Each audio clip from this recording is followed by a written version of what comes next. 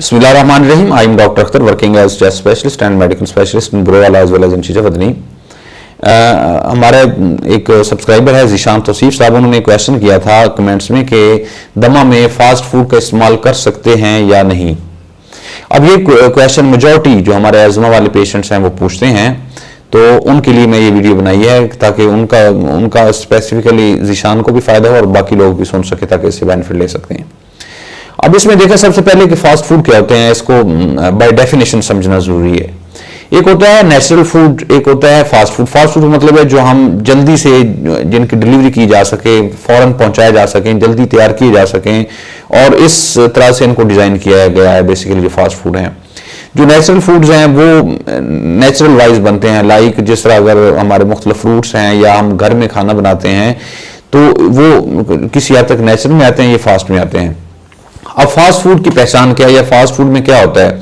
जो fast food होते हैं इनमें जो विटामिन्स होते हैं वो बहुत कम होते हैं, जो हमारी बेसिक जो बॉडी की जरूरत है मिनरल्स बहुत कम होते हैं, इसके अलावा एंटीऑक्सीडेंट्स बहुत कम होते हैं जो कि एक बॉडी की जरूरत है।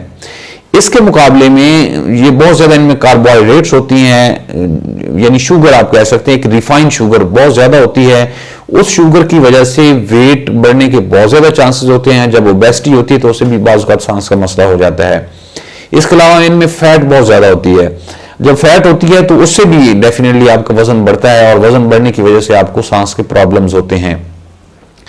अब इसमें फास्ट फूड अगली बात है कि यूज करने चाहिए या नहीं। फास्ट फूड को इस्तेमाल नहीं करना चाहिए। हाँ, अगर हम इनको कैटेगराइज कर लें कि एक खास लिमिटेड मिकदार में इनको यूज किया जा सकता है।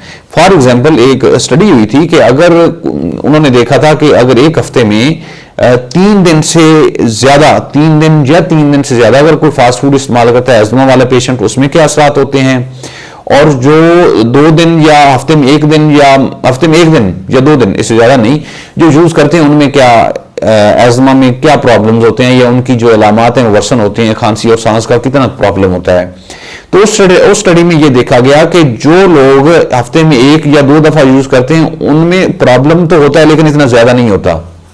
लेकिन जो 3 दिन या उससे ज्यादा फास्ट फूड यूज करते हैं उनमें बहुत शिद्दत से बाज़ औक़ात अस्थमा की जो सिम्टम्स हैं वो वर्सन हो जाती हैं। तो अब इसमें ये जो इनका स्पेसिफिकली क्वेश्चन था कि फास्ट फूड यूज करने चाहिए या नहीं, अब इसमें ये मैं कहूंगा कि आप बिल्कुल फास्ट फूड यूज कर सकते हैं, लेकिन कितनी मिकदार में? हफ्ते में 1 दफा कर सकते हैं तो चलेगा, इट्स ओके। लेकिन अगर आप उसमें एक हफ्ते में 1 या 2 दफा से ज्यादा यूज करेंगे तो डेफिनेटली उसमें आपको प्रॉब्लम्स होंगे।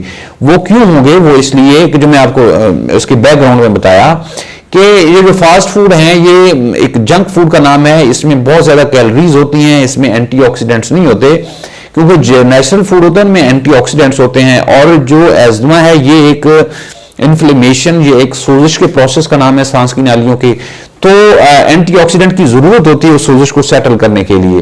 तो उसमें क्या होता है, ये रिवर्स काम हो जाता है कि उसमें एक एंटीऑक्सीडेंट तो है नहीं जो सोजिश या इन्फ्लेमेशन को रोकें।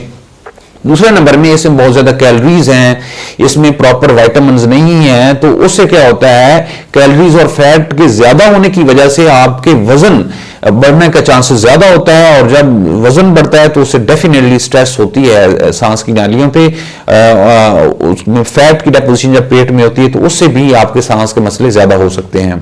तो अगर ब्रीफली आखिर में अगर मैं बात करूं फास्ट फूड के हिसाब से, तो आप फास्ट फूड खा सकते हैं अस्थमा वाले पेशेंट, लेकिन कोशिश करें कि आप 1 माह में 1 दफा या 1 माह में 2 दफा, इससे ज्यादा यूज ना करें तो बेहतर है। अगर आप ज्यादा यूज करेंगे तो आपकी अस्थमा की सिम्टम जो है वर्सन होंगी। अगर इससे कम यूज करें या इतना करें तो इट्स ओके। अगर आप प्रॉपर ट्रीटमेंट ले रहे हैं तो उम्मीद है कि आपको कोई प्रॉब्लम नहीं होगा।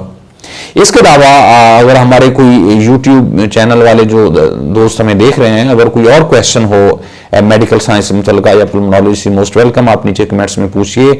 मैं कोशिश करूंगा कि आपको टाइमली वीडियो की शक्ल में उसका रिप्लाई किया जाए ताकि सबका फायदा हो सके। दूसरे नंबर पे आप चैनल को सब्सक्राइब करें ताकि टाइमली आपको हमारी जो वीडियोज हैं वो टाइमली पहुंचती रहें।